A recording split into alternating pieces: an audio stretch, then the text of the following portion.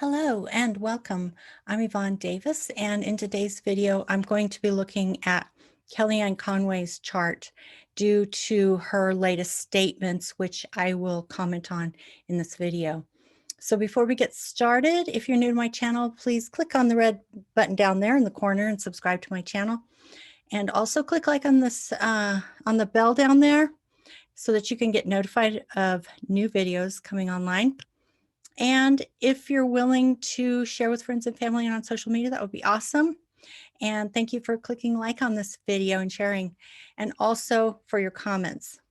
Now, I want to ask a very special favor of you.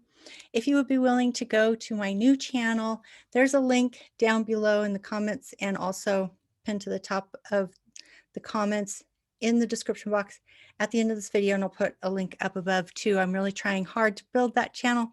It would help me so much. It's such a simple, free thing you can do to support my work, and I really, really appreciate it. All right, so let's go look at Kellyanne Conway's chart and see what it says. Okay, so the first thing is that she has made public statements saying that she is not supporting Trump's attempt to, or belief that he can actually turn the election around and somehow win the election that he's already lost. She doesn't believe that can happen. She believes that, Biden and Harris are definitely going to be moving into the White House, and that's it. And she says the country, the nation will move forward. So she's out, but I wanted to look at the astrology around that and see what it has to say. And there's some really interesting things I see happening here, both favorable and unfavorable.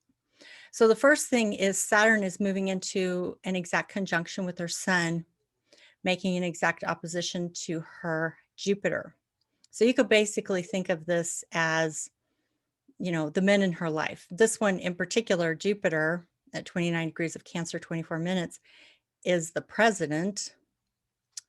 And the sun represents both her internal authority, like listening to her own voice, but it also represents important men in her life. So as an example, the sun can actually represent your husband in your chart if you're a woman. And, or, I suppose that could be true for a man too, if he's married to a man. So her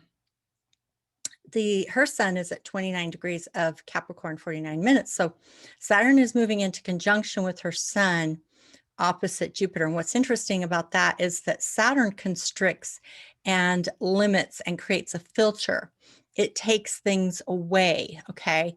And there's a purpose for that, which is that we actually need limitations. We actually need boundaries in order to live a better life, because if there were no boundaries, we would just be like melting jellyfish on the ground. No boundaries, nothing, just like spilling out all over the place. We need boundaries. Or think of it like driving a car. You have to stay between the lines, because if you don't, bad things will happen.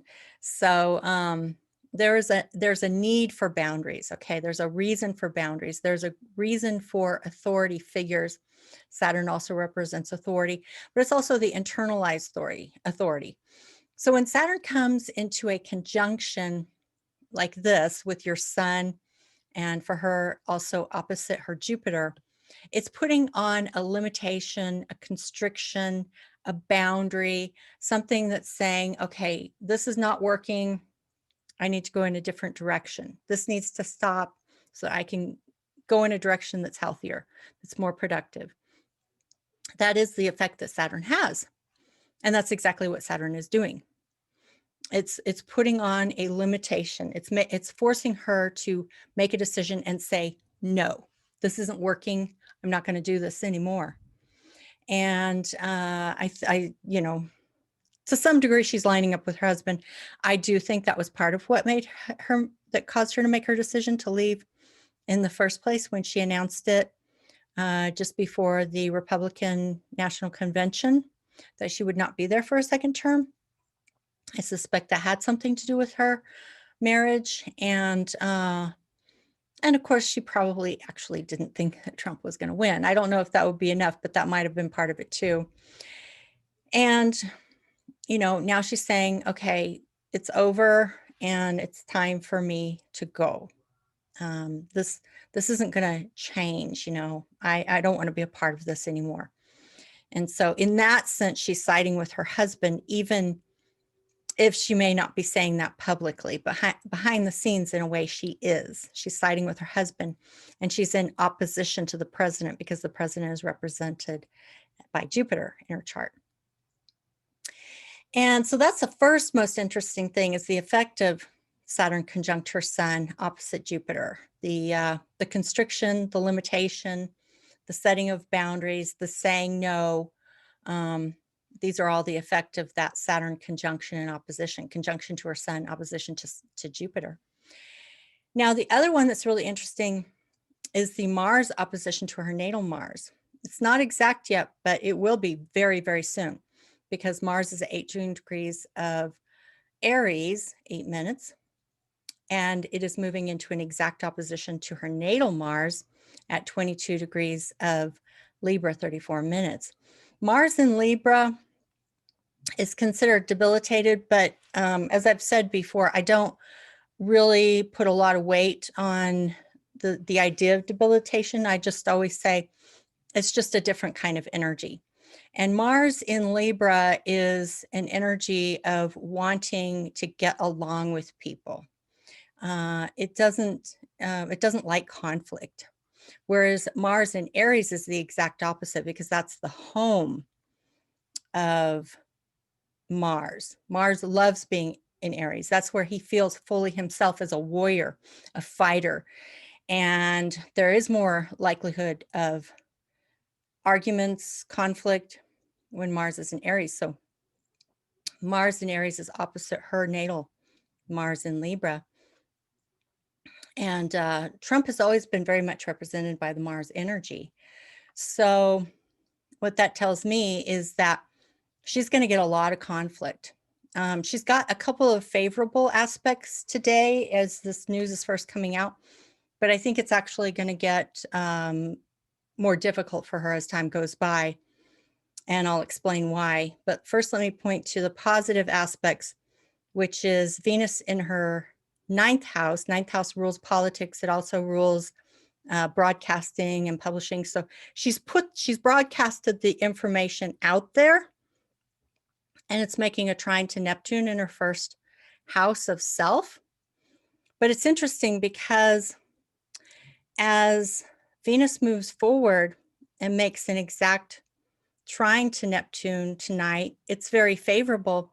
But ironically, it's not going to last very long, okay?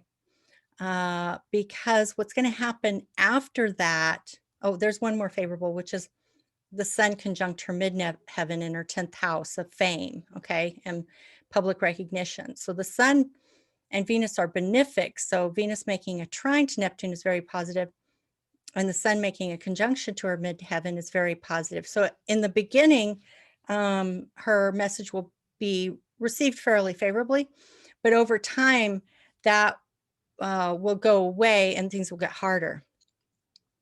And because those planets will move fairly quickly out of those positions, but she'll be left with the Saturn conjunction to her sun opposite Jupiter.